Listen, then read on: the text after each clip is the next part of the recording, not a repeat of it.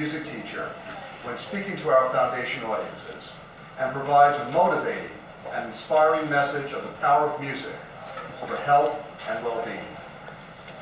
Joanne homeschooled her 5 children, teaching them music as a daily core subject. They are all musicians, they are all college graduates. 3 of her children have advanced degrees. Joanne will address the youth-giving qualities of daily music making. You won't believe she has 5 grandchildren and a 6th on the way. Would you please join me in recognizing Joanne Jolee as she makes her way to the podium.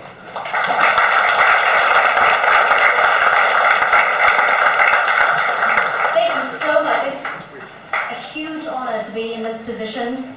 It is an absolute joy to work alongside my brilliant and extraordinary husband, President and Honorable Bill Jaffa.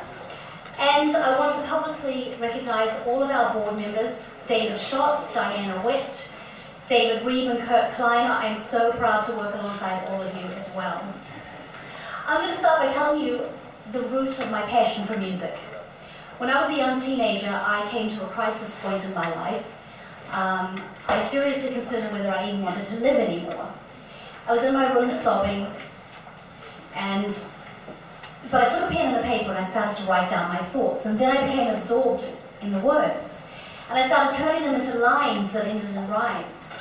And then I took those lines to the piano and I added a chord structure and melody, and I wrote my first song. And I wasn't crying anymore. I was singing happily. I had straightened out my head, I had elevated my mood, and I really discovered the healing power of music. Just a few years later, my youngest brother, who at the time was 19, he committed suicide. And my heart just broke.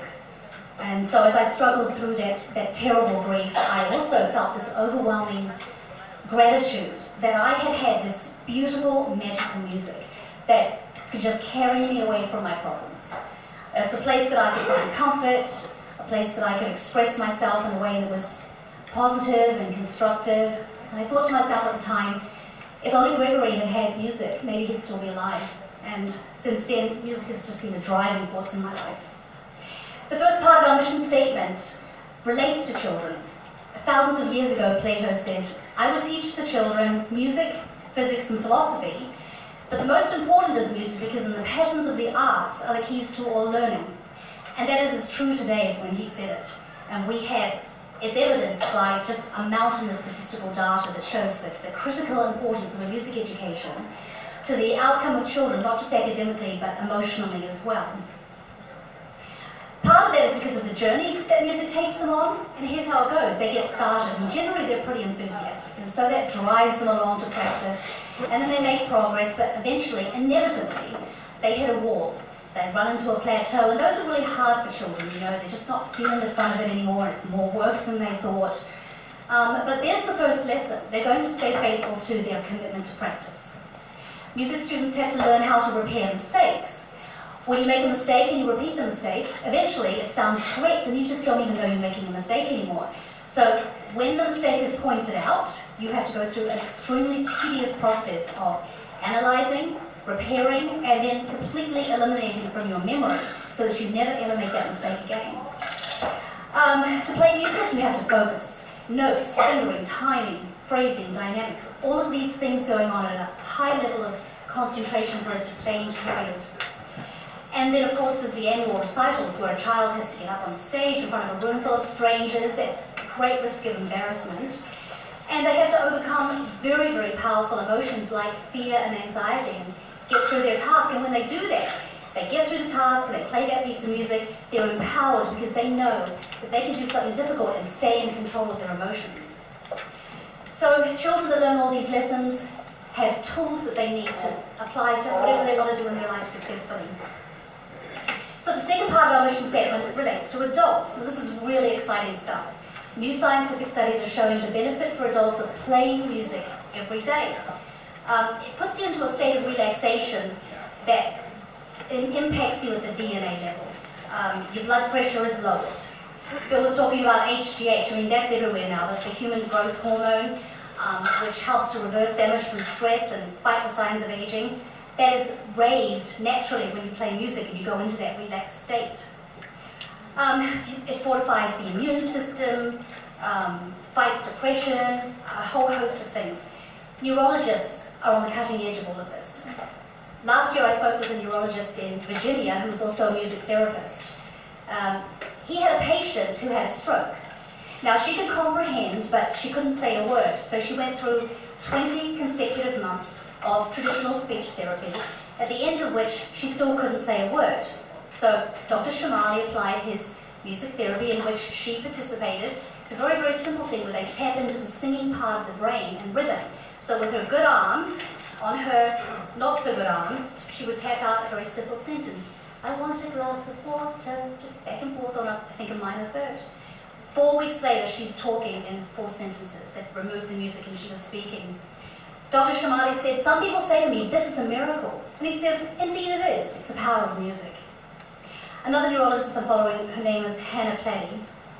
Her findings were recently published in the Journal of Neuropsychology, and her conclusion is this, quote, music literally changes the brain and may prevent age-related cognitive decline or delay onset of symptoms of neurodegenerative conditions such as Alzheimer's. And that's one of the problems that we're addressing with this organization.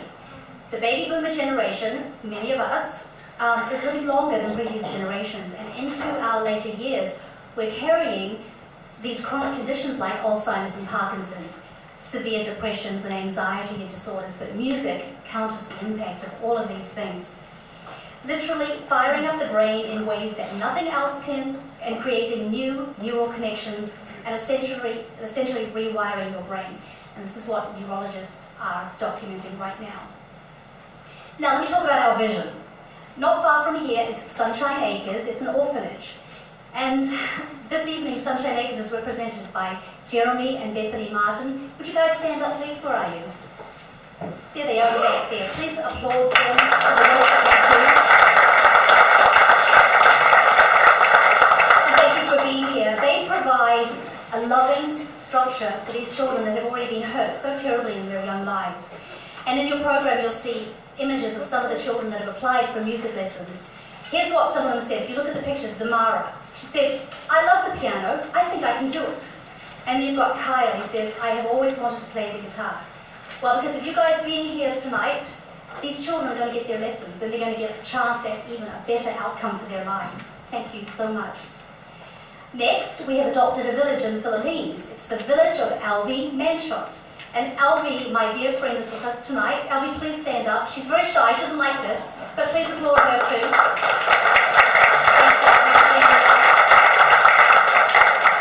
Okay, I'm going to tell you about Alvi because for the past 30 years, every year this is what she does. She packs up her boxes. If you look in your program again, there's pictures of Alvi with her boxes, like massive, 20 of them. 20 hours of flights to get back to her island. 7 or 8 hours on the road on the backs of caribou. Crossing a river in canoes, and then a hike to through the jungle to the top of her mountain, where her village is. And she says to me, Joanne, these people have nothing. They don't even have running water. Well, this year, for the first time, she's going to be taking musical instruments to them, manufactured from the surrounding towns from coconuts. They're going to be coconut ukuleles with 4 strings. And Alvi is going to be heading up the manufacturing and the teaching programs for the children. So excited about that. Lastly, Bill and I in May will be in Israel, and we have an appointment with an education center that has developed music programs to bring together Jewish, Muslim, and Christian children in orchestras and musical productions. And this is their basic premise. If children play music together, when they grow up, they won't kill each other. And I think that's correct. So here's what I hope. I hope that next year you will all be back and bring someone with you because we can have the event outside and double the capacity. And I hope that we have performances by the young musicians of Sunshine Acres, and we will have a report from Alvi with lots of pictures of the children with their coconut ukuleles, and that somehow we could possibly be part of an effort in the Middle East towards peace using the power of music. So that's all. Thank you for being here tonight so very, very much and making this first fundraising event spectacular. I appreciate it so much, and so does the board. We just thank you. God bless you all, and remember to play your musical instruments every day. Thank you.